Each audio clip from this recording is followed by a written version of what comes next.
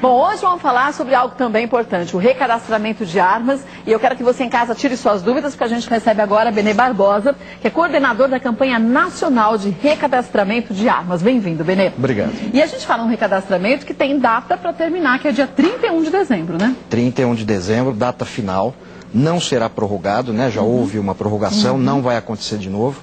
Então é muito importante que as pessoas façam o recadastramento e principalmente não deixe aí para a última hora, para não ter um imprevisto, de repente perder esse prazo e que não vai poder mais depois fazer.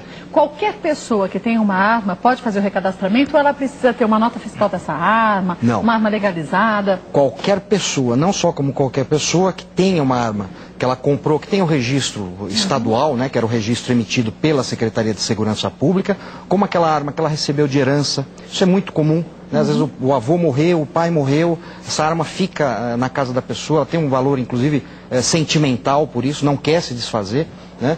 Só que está sem registro. Então agora é o momento dela registrar, dela regularizar, de deixar essa arma legal. Né? Então ela vai até um posto de recadastramento, até os correios, ou pode fazer ainda pela internet e completamente gratuitamente ela vai poder aí deixar essa arma legalizada. Tem muita gente que acha que precisa levar a arma até o lugar para fazer o recadastramento, Não, né? muito pelo contrário, ela não pode sair com essa arma de casa, porque se ela for pega com essa arma, ela vai ser presa por porte ilegal. Então ela deve levar, ou ela leva o documento da arma, o documento antigo dessa arma, se ela não tiver, não tem problema. Ela leva anotado os dados dessa arma, número de série, o tipo da arma, o calibre, e com isso em mãos ela vai poder fazer o seu recadastramento. A gente muitas vezes não se dá conta o quanto que é importante até você ter uma arma recadastrada. Por exemplo, se de repente, Deus me livre, você sofre um assalto. A gente sempre espera que ninguém reaja, mas a gente vê na prática que não é assim que acontece. É verdade. Se de repente você está na sua casa, entra alguém na sua casa e você atira nessa pessoa e a sua arma não é recadastrada, você é tão criminoso quanto o criminoso que entrou na sua casa. É verdade, eu vou mais longe. Então, por exemplo, se você faz o disparo,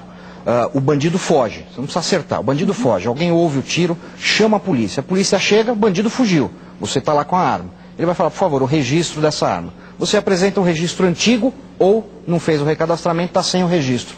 O bandido ficou solto e você acaba preso por posse ilegal de arma de fogo. Então é muito importante realmente que as pessoas façam esse recadastramento para ficar. Ter um direito, ter uma arma é um direito de todo cidadão brasileiro. Esse direito está na lei, esse direito foi garantido no referendo de 2005, quando a população escolheu ter essa opção, só que agora, para manter, para garantir esse direito, obrigatoriamente ela precisa fazer o recadastramento. E foi muito bom você falar nisso, Benê, que tem muita gente que fala assim, o governo está incentivando os brasileiros a terem as armas em casa.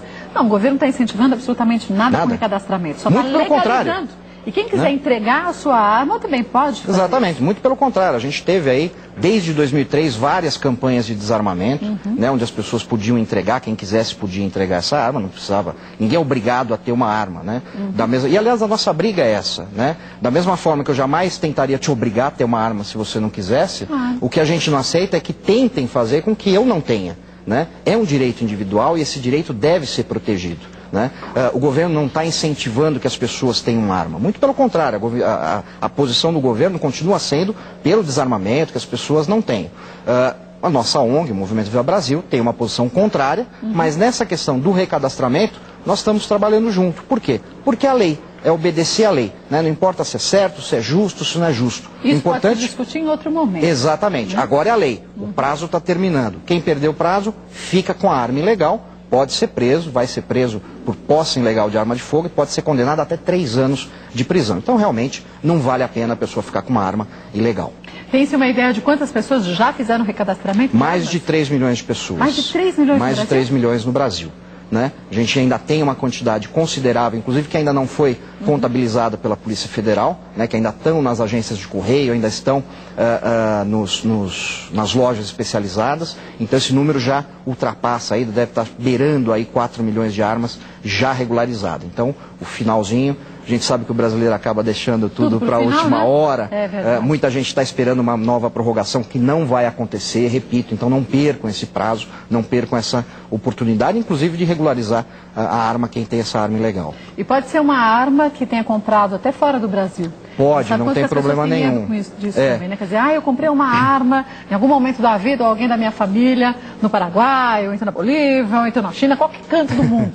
Eu posso legalizar essa arma? Pode legalizar. Aliás, até 97, mais ou menos, e principalmente antes de 2003, não havia essa quase perseguição, né, às armas, né?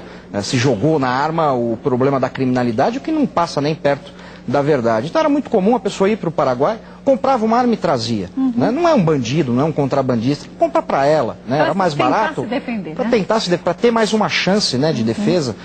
Comprou para ela, essa arma ficou guardada sem documento, é a chance de fazer a regularização. A única questão é a questão do calibre, né? Então são só os chamados calibres permitidos. Então o 22, 32, 38, 765, 380, né, calibres restritos, aí não é possível a pessoa fazer a regularização. Isso quer dizer que armas de exército, de israelense ou de qualquer outro país não podem ser legalizadas? Não pode, no calibre não pode.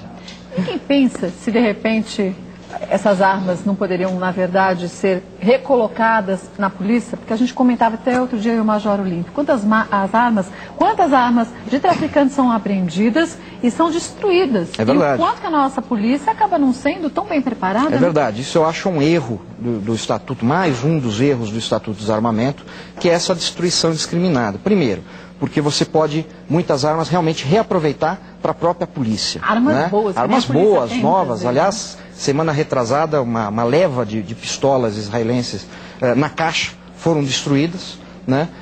Exatamente por não ter essa opção. Armas que poderiam estar combatendo o crime. Vamos inverter. O que a gente fala? Arma não tem alma. Né? A arma não é boa, não é ruim. Não. Tudo vai depender da mão de quem ela está. Se ela está na minha mão, ela não vai fazer mal para ninguém. Se ela está na mão do policial, também não. Agora, lógico, se ela está na mão do bandido, claro que ela se torna uma ameaça para a sociedade. Então, dava para reaproveitar essas armas exatamente para fazer isso. Né? E, além disso, o que a gente está perdendo com essas destruições? Questão histórica.